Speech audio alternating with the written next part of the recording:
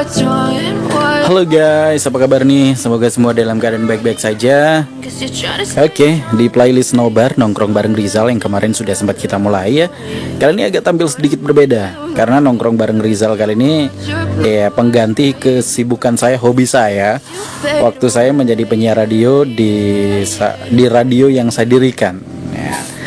Jadi ini saya sedikit ingin membahas kali ini tentang pengalaman-pengalaman hidup saya ya, dan lika-liku hidup saya. Nah, jadi pengalaman-pengalaman ini saya share untuk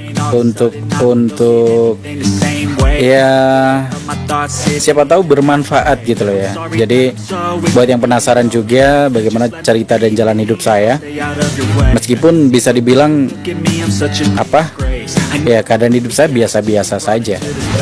Kalau dikatakan sukses, masih banyak yang lebih di atas saya yang lebih sukses.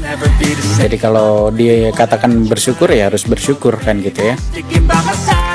Oke, saya ingin bercerita saat ini tentang kehidupan saya waktu di Jalan Effendi.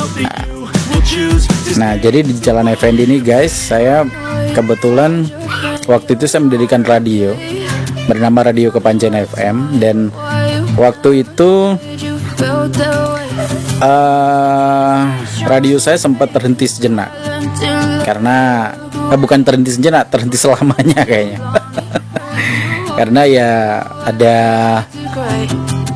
waktu itu ada kejadian, yaitu sweeping namanya ya, atau penertiban, karena radio saya ditengarai belum berisi. Nah, ini akan saya kupas tuntas di kesempatan kali ini. Nah, jadi kenapa sih saya ingin cerita curhat aja ya mengenai radio saya? Karena waktu itu saya punya keinginan sejak kecil ya. Jadi saya punya hobi nih sebelum saya menikah, dan akhirnya sekarang punya putra nih. Ini putra saya.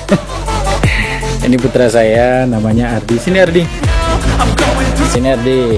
Ya. Ya. Sebelum saya akhirnya menikah dan sekarang saya punya putra, ini namanya Ardi Pradana Nofransya. Ya. Jadi kehidupan saya cukup berliku ya. Kalau teman-teman dekat saya mungkin sudah paham bagaimana kehidupan saya, terutama sahabat dan keluarga apalagi pasti sudah sangat paham. Jadi sejak kecil itu saya sangat suka dengan hobi elektronika dan komunikasi gitu ya. Makanya saya akhirnya masuk ke sekolah di jurusan elektronika komunikasi. Jadi elektronika komunikasi itu adalah sekolah di mana saya belajar tentang ilmu elektronika. Waktu itu komputer masih belum seviral sekarang ya. Masih belum seheboh sekarang ini dunia gadget dan komputer. Jadi elektronika waktu itu sangat canggih lah menurut saya, karena kita bisa membuat salah satu komponen seperti power amplifier, kemudian kita bisa bikin pemancar FM, kita bisa bikin ya wireless itu sebenarnya pemancar mini ya. Jadi kita bisa bikin. Saya dulu di sekolah saya di SMK Negeri 1 Singosari. Nah, di situ saya belajar bikin wireless pemancar mini. Jadi kecil banget segini, pakai baterai A3 1, A2 apa A3 ya, yang ya bebas sih. Pokoknya baterai kecil lah ya. Kemudian saya kasih mic kondensor kecil gitu, terus akhirnya ada radio di sebelah sana, receivernya dia bisa menerima suara yang saya kirimkan dari pemancar mini itu. Itu sangat seneng banget saya gitu ya. Jadi teknologi waktu itu bener-bener di situ itu udah luar biasa. Bahkan waktu saya sekolah di SMK Negeri 1 Singosari, itu saya sempat bawa televisi mini. Belum ada handphone ada, tapi handphone masih monoponik ya kalau waktu itu ya. Setelah monoponik ada poliponik, setelah ada monoponik poliponik baru yang ada warna itu ya, Android, sekarang lebih canggih lagi lah pokoknya zaman. Nggak tahu nanti di kedepannya ya, mungkin akan jauh lebih canggih lagi. Tapi yang jelas saya mengalami lompatan teknologi yang luar biasa gitu ya, dari musik mungkin kaset tip gitu ya, kaset tip, terus kemudian ke VCD, DVD, kemudian baru kita masuk ke lompatan teknologi yang luar biasa, ke gadget dan lain sebagainya, ada laptop, bahkan sekarang ada internet dan lain sebagainya. Nah, jadi kembali lagi ke yang tadi, waktu saya sekolah itu saya betul-betul menikmati dunia saya di elektronika, di bidang elektronika. Lalu saya lulus sekolah, setelah saya menikmati di dunia sekolah itu bener-bener di bidang elektronika ya, elektronika komunikasi. Saya lulus sekolah itu langsung ingin melamar kerja di dunia peradioan, karena radio waktu itu wah luar biasa.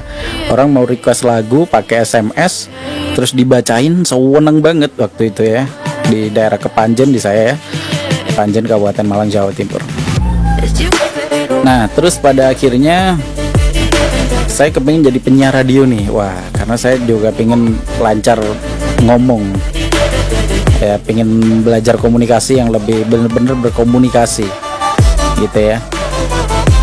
Setelah saya belajar bikin pemancarnya, saya pengen belajar bikin menjadi penyiarnya, biar kompleks, biar lengkap gitu ya. Biar nggak hanya satu sisi aja. Jadi akhirnya saya belajar di salah satu radio kecil ya, radio komunitas yang bener sama kayak yang radio yang saya dirikan nanti, yaitu radio yang belum ada izinnya gitu ya, radio kecil-kecil masih banyak waktu itu. Lalu kemudian saya masuk di situ, saya belajar siaran radio sampai pada akhirnya saya bisa berkomunikasi dengan cukup lah, bukan lebih, maksudnya ya pengalaman saya cukup untuk bisa ngomong di sini aja, di acara nobar saat ini, di nongkrong bareng Rizal ini udah cukup lah, maksudnya daripada yang mungkin kalau anak-anak sekarang nggak bisa dibedakan ya. Kalau anak-anak sekarang mungkin akan lebih terbiasa dengan di depan handphone, di depan kamera. Kalau saya dulu sangat terbatas, depan mic aja grogi. Akhirnya saya di radio bisa belajar komunikasi dengan lebih lancar. Saya menerima request lagu-lagu, kirim salam, banyak pendengar gitu ya di radio kecil itu, seneng banget gitu ya. Terus kemudian waktu itu akhirnya saya punya inisiatif. Setelah saya lulus itu saya punya cita-cita, kapan nih saya bisa bikin pemancar radio, studio radio sendiri. Sudah ada cita-cita. Akhirnya setelah saya ikut kerja di radio, terus kemudian saya kerja di salah satu toko komputer, kemudian ada kerja di toko handphone, servis handphone. Terus kemudian saya dapat ilmu di sana. Akhirnya saya mendirikan usaha namanya Rizal Media. Ya sampai sekarang usaha ini ada gitu ya. Rizal Media ini berdiri tahun 2008. Saya lulus sekolah 2005 sebenarnya, tapi akhirnya 2006 ya, karena ada kecelakaan. Nanti kita bahas di next nobar. Jadi waktu itu saya lulus sekolah 2006, ada 2 tahun saya waktu untuk kerja keliling-keliling cari ilmu ya, sampai saya kerja di radio resmi juga pernah, radio swasta di Malang Kota, namanya Radio Makobu, Malang Kota Bunga singkatannya, Radio Makobu FM. Terus saya pernah di radio VIP, radio yang ada di Tidar, Perumahan Tidar. Nah itu bener-bener pengalaman yang luar biasa. Saya bisa mendapatkan ilmu di bidang MD, Music Director, di PD, Program Director gitu ya, sampai di manajer penyiaran dan lain sebagainya. Nah itu saya dapatkan waktu saya kerja selama 2 tahun tadi. Lalu di tahun 2008 saya mendirikan Rizal Media nih guys. Nah di situ saya sudah punya keinginan angan-angan nih. Nah nanti Rizal Media harus semakin berkembang gitu ya. Akhirnya 2008 di tahun 2016 di tahun sebentar kameranya kesenggol.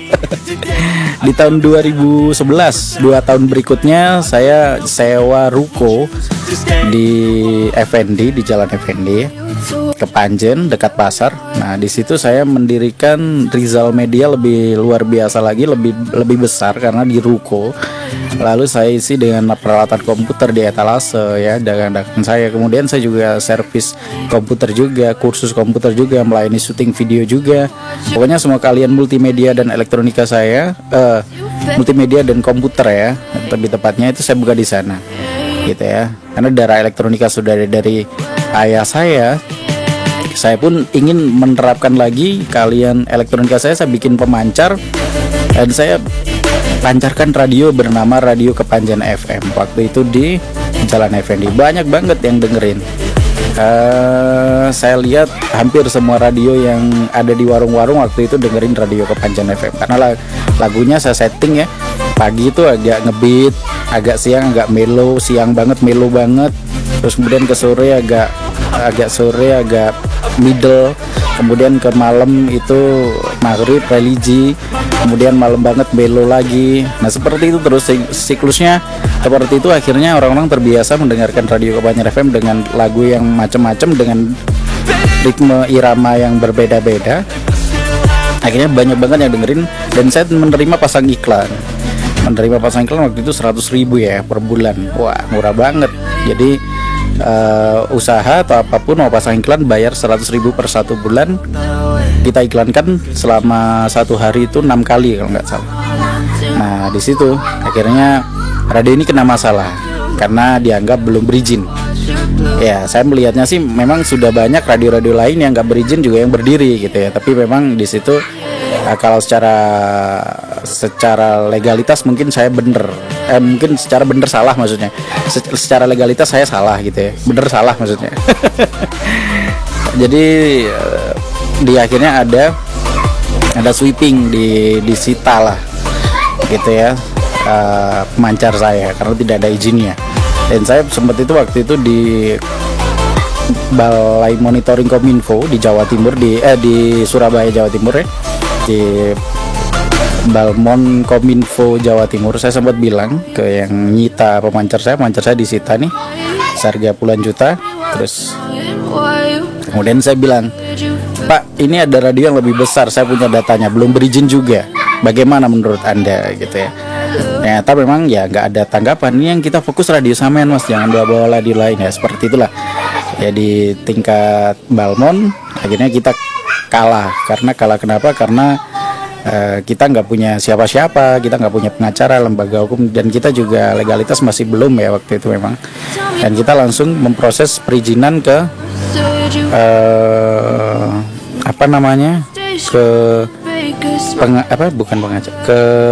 ini kita bikin badan hukum lah waktu itu. Setelah disita itu ya, kita bikin badan hukum namanya Lembaga Penyiaran Komunitas Kepanjen FM, dan kita ajukan supaya pemancar kita kembali, ternyata nggak bisa kembali, dan arahan-arahan untuk kita mengurus izin sia-sia. Akhirnya kita biarkan pemancar kita akhirnya disita dan hilang gitu saja, dan saya nggak akan mendirikan lagi. Cuman di sini saya perlu menyampaikan curhat lah ya. Curhat dong. Jadi betapa tidak masyarakat yang punya kemampuan, kreativitas, dan ide-ide cemerlang untuk membangun wilayahnya. Saya nggak ngomong bangsa karena saya hanya lahir di sekitaran kecamatan dan kelurahan di sini ya, di Kabupaten Malang ini.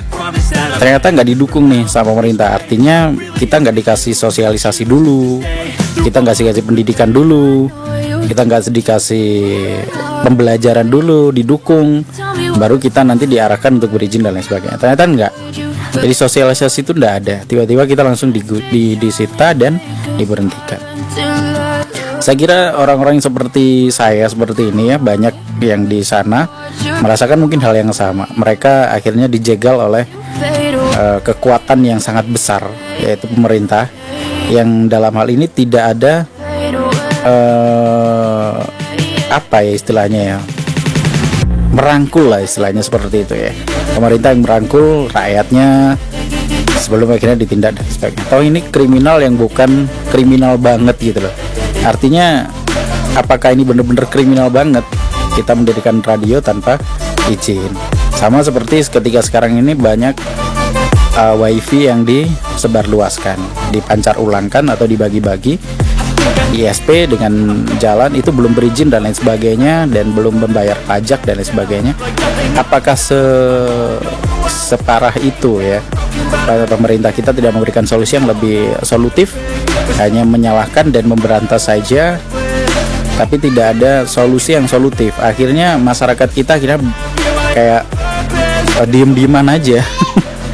Kayak akhirnya kita jadi merasa bersalah gitu ya. Padahal kalau kita didukung, dikasih solusi, dikasih apa namanya, informasi ya, sosialisasi, oh ternyata bener seperti ini, izinnya seperti ini, biayanya seperti ini, dikasih berita apa ya istilahnya, pendidikan lah. Nah, ternyata enggak. Jadi hingga saat ini persaingan bisnis, saya bilangnya di situ ya, persaingan bisnis yang di tingkat legalitas itu untuk mereka yang kelas kakap akan terus mencaplok kita-kita yang ada di bawah ini. Dan bagi kita yang kecil-kecil, kita nggak ngerti apa-apa, ya kita akan dibiarkan saja kalau memang selamanya nggak akan ada perhatian dari pemerintah. Nah ini kita harapkan nih, kesimpulannya setelah radio Kepanjen FM saya disita secara apa ya istilahnya, saya nggak tahu ya, karena di situ nggak ada proses juga, tiba-tiba disita dan hilang. Terus saya ada surat dikirimkan ke alamat saya waktu saya sudah pindah ke sini ke Kauman, 2 tahun kalau nggak salah ya, sudah 2 tahun apa berapa setelah disita itu waktu itu, tahun 2015 sampai 2017 ya, 2 tahun. Saya ada surat dikirimkan ke alamat saya yang sudah di Kauman lagi nih, saya sudah nggak di Effendi lagi. Lalu di situ tertulis surat itu untuk undangan untuk penghancuran barang bukti gitu ya. Ya seperti itulah keadaan bangsa kita ini untuk di bidang teknologi seperti itu.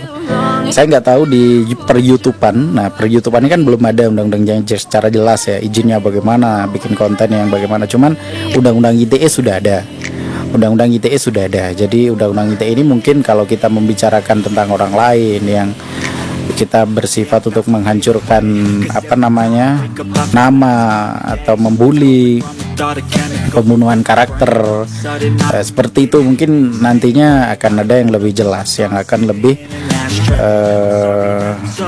apa namanya, lebih jelas dasar hukumnya ya, perlindungan untuk masyarakat lebih jelas. Tapi sejauh ini saya belum tahu nih, belum pernah tahu undang-undang ITE untuk masyarakat kecil seperti saya bisa dilindungi, atau hanya undang-undang ITE ini berlaku untuk mereka yang mempunyai pengacara dan ini yang dimenangkan gitu. Ya hingga saat ini kalau belum viral biasanya rata-rata undang-undang ITE pun nggak akan diproses. Ini apakah seperti itu keadaan kita saat ini? Ya nggak tahu. Tapi yang jelas ya itu kesimpulannya. Semoga aja kedepannya masyarakat yang punya kreativitas, seni dan kemampuan untuk berkarya di daerahnya itu didukung oleh pemerintah, kasih sosialisasi solusi supaya nggak hanya disalah-salahkan.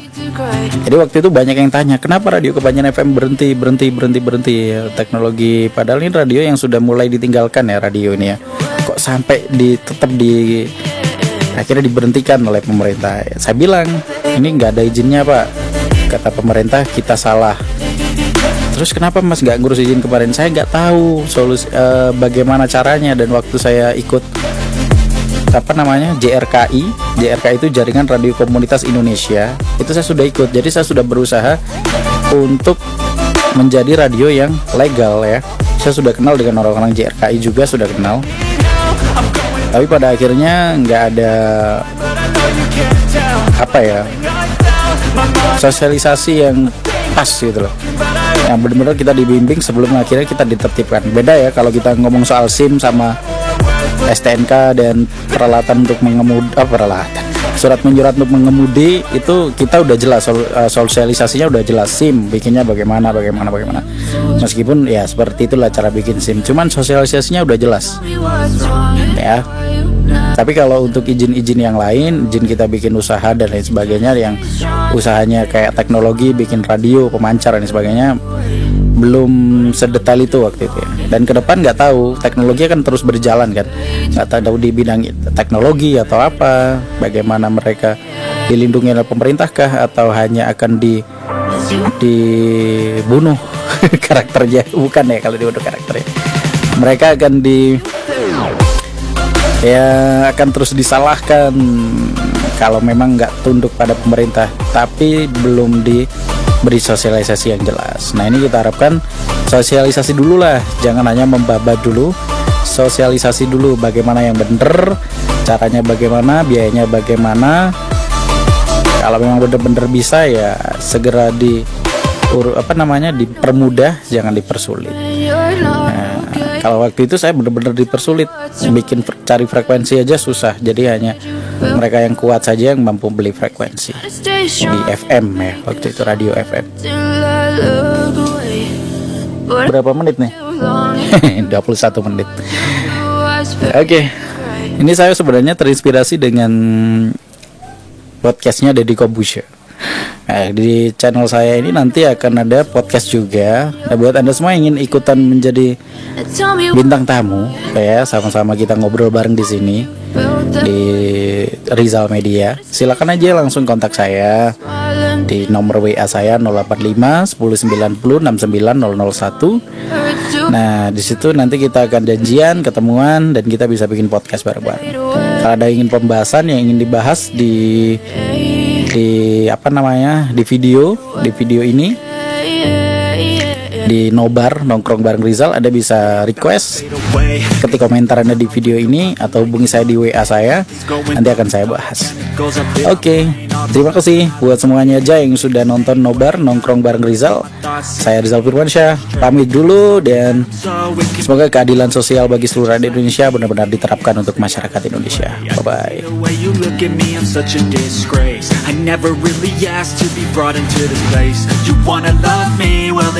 Have a taste, all the highs and the lows. No, you'll never be the same. I don't really wanna